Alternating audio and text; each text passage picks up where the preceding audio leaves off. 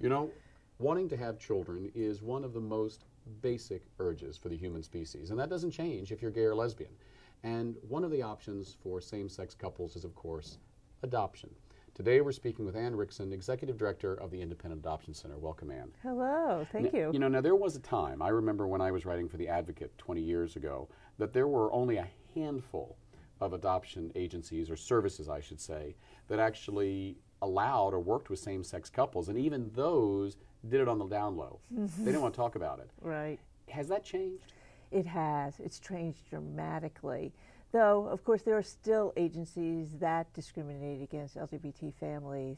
But in fact, the Independent Adoption Center has never had any discriminatory policies for the last, we've been in business for 29 years. We've always done LGBT adoptions. Now, that is, besides just being the right thing to do, also, I know we've talked about this before, a good thing.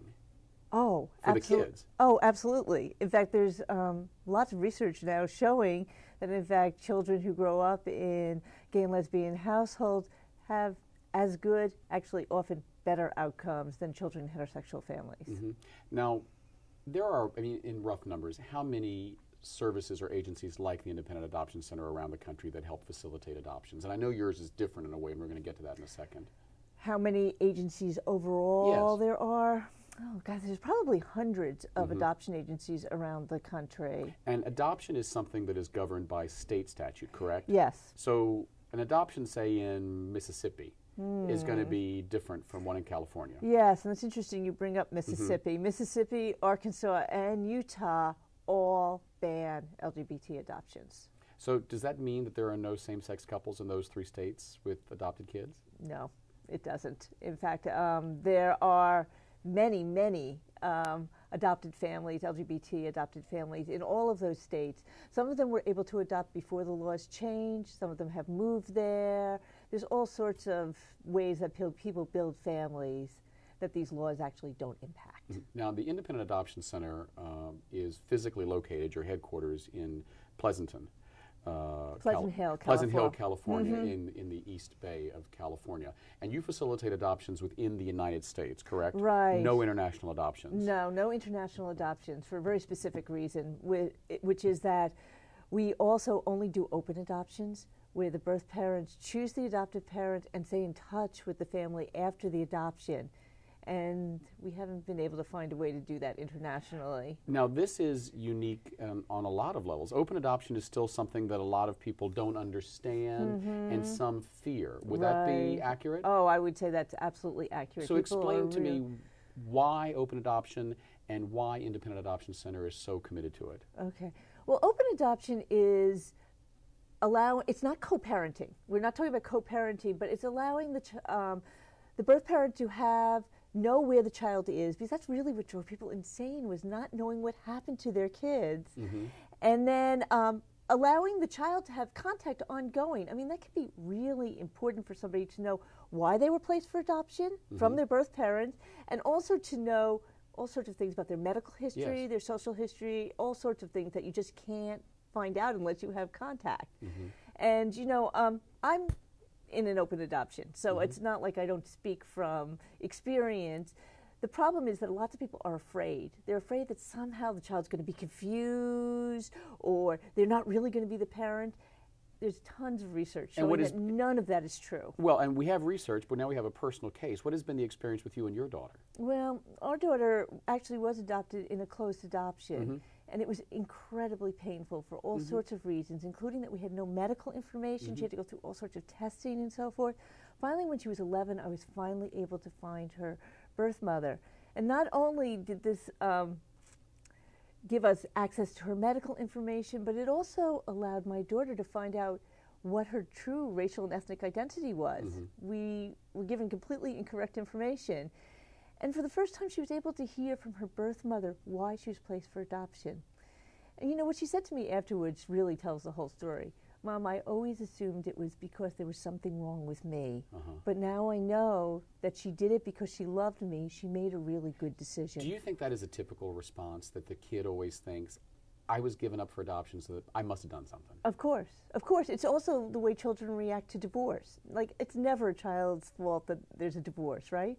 but they always assume that if their parents divorce, it's because they did something. So, and that's the sort of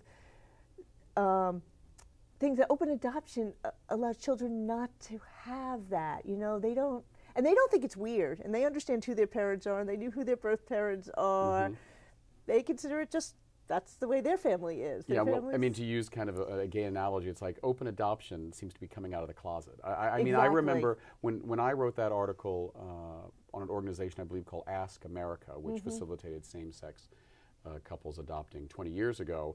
Boy, the issue of open adoption, no one talked about it. Oh, no. Yeah, no, of course not. And in fact, it's still, people will say to me, oh my gosh, you know, aren't you worried that she's going to love her birth mother more, or that she's going to want to go live with her birth mother? And in fact, no. I mean, I love her birth mother too, and I know she does too, but I'm her mom. That's her birth mother. It's makes sense to her, and it makes sense to me. Over the 29, almost 30 years of the Independent Adoption Center's history, just in round figures, how many adoptions by same-sex couples do you think you facilitated? Well, I do know the number. We've done 4,000 adoptions altogether, and 1,000 of those have been same-sex couples. Wow. And what sort of relationship do you have with these families after the adoption is over? Is it like, okay, we've facilitated this adoption, we never hear from the parents again? No, we maintain pretty close contact with everybody, especially, you know, in this day and age, it's so easy between Facebook and Twitter, everybody, you know, so we're all still in touch. And in fact, you'll see in our newsletter frequent articles by families that have grown children talking about what their adoption experience was like. Besides the actual work that you do at IAC, are you ever called upon to testify or offer, not advocacy, but testimony about the issue of same-sex adoption? Yes. Well, we do a lot of speaking both about same-sex adoption, same-sex marriage, because they're intricately linked to each other. And we are very much at the forefront of advocating for both. Well, I mean, you raise a good point. I mean, now that, depending upon what state you are and what time it is, we have same-sex marriage. I mean, I'm legally married in every way because of the virtue of when I got married to my husband. Right.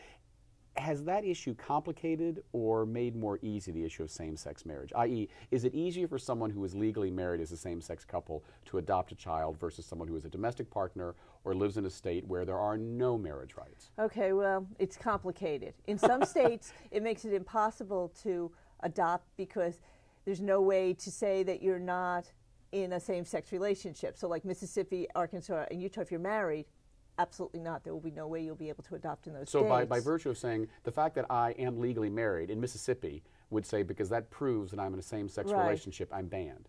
But so I'd have to lie. Right. Well, but you wouldn't, no, you don't have to lie. We would never encourage anybody to lie, but because of that, just don't, can't do it in those states. Really, just move. And people do that. But like in Oklahoma, for example, if you're married, although same-sex adoption is not allowed, but if you're but married couples are allowed to adopt. So even if you're same-sex married, if you're legally married, you can adopt in Oklahoma. This is really confusing. Yeah, it's crazy. How is this going to work out? I mean, sometimes you must just sit at your desk and go, I don't know how to deal with this one. Yeah, well, the way it's going to work out is that marriage is going to be legalized, and that's why we're so. People are often like, "Well, your adoption. Why are you so involved in the marriage issue?" Because it's so intricately linked to adoption.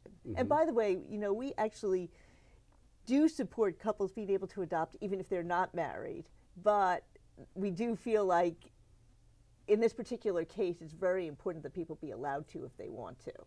We don't think that there should be discrimination on any basis around adoption, but did the people who work on the same-sex marriage issue, people like Equality California or the Human Rights Campaign or whatnot, did they seek out the Independent Adoption Center when this debate really became white-hot, the same-sex marriage debate? Yes, very much so, because they really wanted to be able to talk, to have families who would talk in the media about these issues.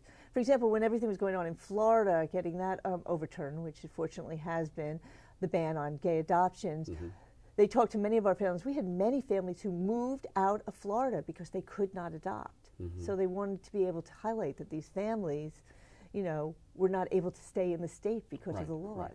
Now, I know you don't handle international adoption, but if there's a way to do kind of a quick checklist, where is it easy or okay for a same-sex couple to adopt, and where is it just not going to happen right now in 2011? As far as I know, it's not going to happen internationally. Though I have to admit, I am not an expert on Well, or it's in the international United adoption. States. What are the states where we've got it, others where we may get it, and the states where it's not going to happen right now? California is the best state in the country. They have the best adoption laws in the country. Arkansas, Mississippi, and Utah. No time soon. No, though I was shocked that it did happen in Florida, and it happened overnight, literally overnight. So that was a welcome surprise. So I always hold out hope that it could happen in these other places as well. In our last few moments, any advice for someone who's thinking, a same-sex couple specifically, about adopting? How do they start the process? You know, even if you don't end up working with us, call us. Call the Independent Adoption Center, and we'll talk to you about who you should be talking to, depending upon what state you live in, what the whole process is. It's just so complicated and so different in every state. And what's the website? www.adoptionhelp.org. Easy to remember. We've been speaking with Ann Wrixon about the issue of adoption for same-sex parents. Next up, Dr. Felipe Sanchez Perens talking about the legacy of Bishop Oscar Romero and being LGBT in the Episcopal Church. We'll be right back.